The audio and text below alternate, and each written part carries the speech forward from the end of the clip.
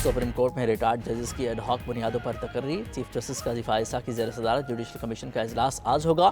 ज़ेर इल्तवा केसेस में कमी लाने और साइलिन को जल्द इंसाफ की फरहमी के लिए 4 एडहॉक जजेस के तकर्रुर के मामले का जायजा लिया जाएगा। जुडिशल कमीशन के इजलास में तजवीज़ करदा नामों पर गौर होगा। 2 रिटायर्ड जजेस मुशीर आलम और मकबूल बाकर एडहॉक जज बनने से माजरत कर चुके हैं। साबिक जज तारिक मसूद मजहर आलम मियां खेल तैनाती पर रजामंद।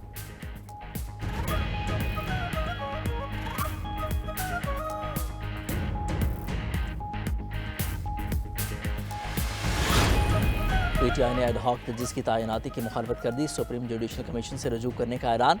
पीटीआई और सुन्नी इत्तेहाद कौंसिल की पार्लिमानी पार्टी का मुश्तरका इजलास हुआ। इजलास के बाद मीडिया से गुफ्तगू में चेयरमैन पीटीआई बैरिस्टर गौहर ने कहा, सुप्रीम कोर्ट में एडहॉक जजेस की तैनाती बदनीयती पर मबनी है। इस इकदाम का मकसद अपने हम ख्याल जजेस को लगाना है। वफाकी वज़ीर कानून का एडहॉक जजेस की तैनात करने के फैसले का दिफा। आज़म नज़ीर तारड़ कहते हैं, एडहॉक जजेस तैनात होने चाहिए, आइन भी इसकी इजाज़त देता है।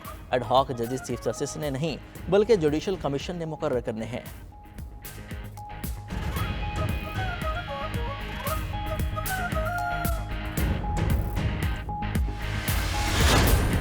सुप्रीम कोर्ट के फैसले पर अमल करना है या अपील। मखसूस नशिस्तों के फैसले पर इलेक्शन कमीशन का इजलास आज फिर होगा।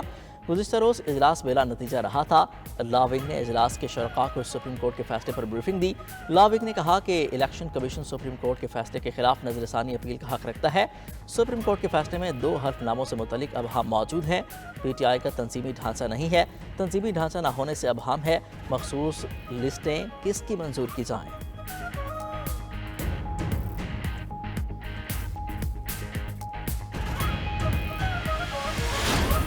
मखसूस नशिस्तों के फैसले पर नून लीग का फ्रंट फुट पर खेलने का फैसला।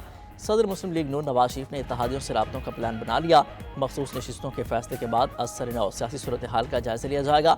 नवाज शरीफ, सदर मुमलिकत आसिफ अली जरदारी, चौधरी शुजात हुसैन और दीगर रहनुमाओं से मुशावरत करेंगे। मुस्लिम लीग नून की सीनियर क़यादत का इजलास हफ्ते को बुलाए जाने का इम्कान। लीगल टीम से भी केस के कानूनी पहलुओं पर ब्रीफिंग ली जाएगी। कौमी असम्बली का इजलास किसी भी वक्त बुलाए जाने का इम्कान। वजारत पार्लिमानी अमूर ने सबरी वज़ीर आज़म को भिजवा दी। कौमी असम्बली सेक्रेटेरिएट को इजलास की तैयारियां मुकम्मल करने की हिदायत।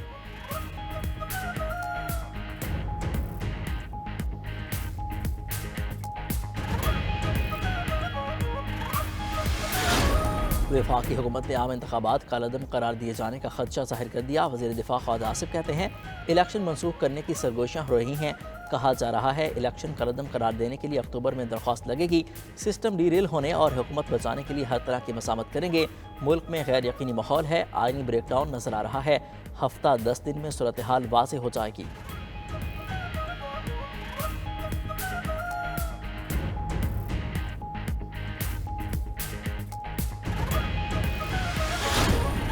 GSQ में चीनी पीपल्स लिबरेशन आर्मी के क़याम की सालगिरह की तकरीब। Army chief general Syed Asim Munir ने चीनी सफ़ीर और मुअज़्ज़ज़ मेहमानों का इस्तकबाल किया।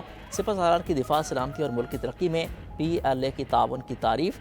कहा, पाक फ़ौज और पीपल्स लिबरेशन आर्मी के दरमियान ताल्लुकात मजबूत हैं। दोनों फ़ौजें दो तरफ़ा ताउन जारी रखे हुए हैं। चीनी सफ़ीर ने कहा कि पाकिस्तानी फ़ौज हमेशा दहशतगर्दी के खिलाफ जंग में सबसे आगे रही।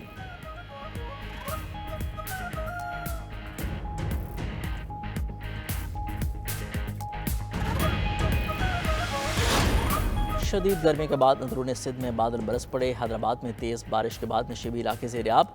जामशोरो, मीरपुर खास, मटियारी, टंडो अलैयार में मूसलाधार बारिश।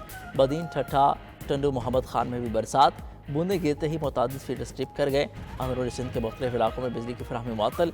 उधर कराची के इलाके मलिर हाल्ट और गिरदनोहा में बूंदाबांदी। गर्मी की शिद्दत में कमी आ गई।